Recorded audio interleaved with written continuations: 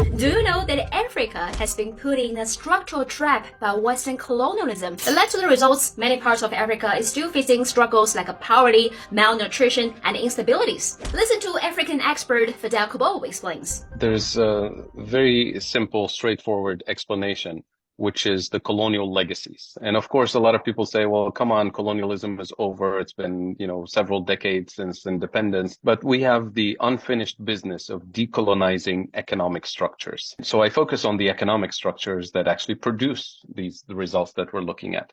So when it comes to the colonial role that was imposed on the African continent, it can be summarized in three basic points. Number one, we're supposed to be the place for cheap raw materials for the industrialized world. We still play that role today. Number two, we were supposed to be the place that consumes technology and industrial output from the global north. We still play that role today. And number three, and most importantly, we're supposed to be the place where obsolete technologies, assembly line manufacturing that is no longer needed in the industrialized world is outsourced to us under the label of development, cooperation, job creation, technical assistance, all of that. But effectively, what it does is that it permanently locks us at the bottom of the global value chain. That was the role we played during colonial times, and unfortunately, that is the role we continue to play today. So colonialism, of course, was not a system for development. It was not designed to achieve sustainable development goals or a just transition or justice or anything. Colonialism was a system of extraction, of abuse. We should not be surprised that the same colonial structures, economic colonial structures that persist today are producing these bad results of malnutrition, of poverty, of socioeconomic exclusion. So that's why in the context of the just transition and the context of decarbonization, we always say we cannot decarbonize a system that hasn't been structurally and economically decolonized yet. And when it comes to kind of the visible manifestation of these problems, the issue of external debt, that is debt denominated in foreign currencies, in dollars and euros. It is a serious problem because it takes a huge amount of fiscal policy space that doesn't allow our governments to invest in the building blocks of development and prosperity, such as basic health and education and infrastructure, because we have to prioritize paying the external debt. But external debt is actually a symptom of deeper structural issues that have colonial roots. Number one, food deficits. Number two, energy deficits. And number three, manufacturing deficits. And I can explain each very briefly so we can understand why these are fundamental. When I say food deficits, according to UNCTAD, the UN Conference on Trade and Development, Africa today imports 85% of its food. 85%. When less than 100 years ago, during colonial times, we used to be the breadbasket for colonial powers.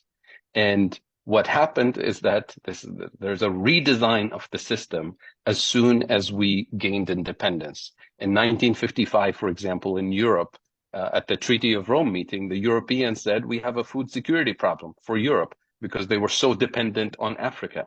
And that introduced the common agricultural policy, which is in place to this day. So what is CAP? It's heavy agricultural subsidies to produce the core crops in Europe, such as corn and wheat and soybean and the core food security items. And of course, it wasn't just Europe that did that. It was the United States, Canada, Australia, the former Soviet Union, which is why Russia and Ukraine today dominate the grain industry. And what it did is that it forced African farmers out of business because they couldn't compete with the subsidized wheat and corn coming from the global north. So we had to redesign our agriculture to specialize in cash crops for exports: coffee, tea, tobacco, bananas, all the complementary items. So today we live in a world where we consume what we don't produce and we produce what we don't consume. And that's why we have real food insecurity on the African continent and the rest of the global south, obviously. So that's the food deficiency. Number two, energy deficiency. When I say energy deficits in Africa, I include our biggest oil exporter on the continent. Nigeria today imports 100% of its gasoline, not by accident, by design. Angola, our second largest oil exporter, imports 80% of its fuel from international markets. So we're constantly denied the technology procession, the technology for drilling, the technology for refining So we export crude oil, we import refined petrochemicals. You export the cheap stuff, you import the more expensive stuff. So you're always in a deficit situation. And finally, the manufacturing deficits, the fact that the only type of manufacturing base that we were allowed to have is the kind where we have to import the machines, we have to import the fuel to power the factories, we have to import the intermediate components to be assembled with low-cost labor, and we even import the packaging.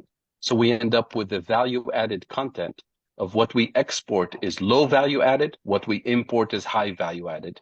So you can double, triple, quadruple your exports. You're always locked at the bottom of the value chain.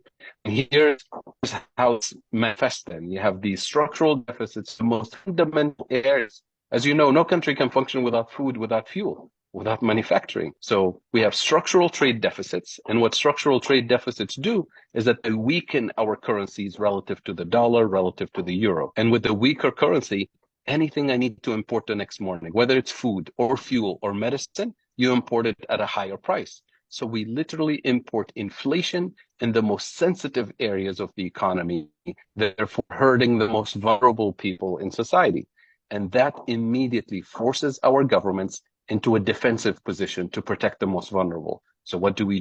We subsidize food, we subsidize fuel, which makes sense to protect the most vulnerable, but you can't do that for 8 decades. And we ask our central banks to stabilize the exchange rate, to fight inflation. And the way they do it is by using a band-aid solution, which is borrowing more dollars.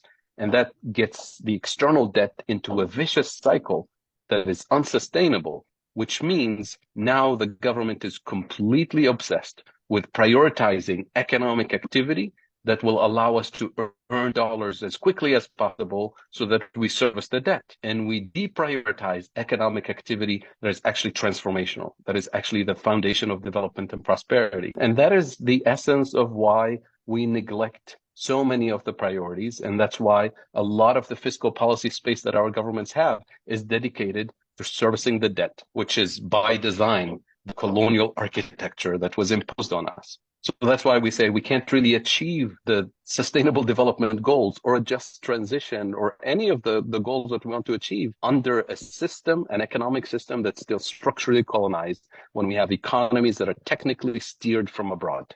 Subscribe for more analysis on world news.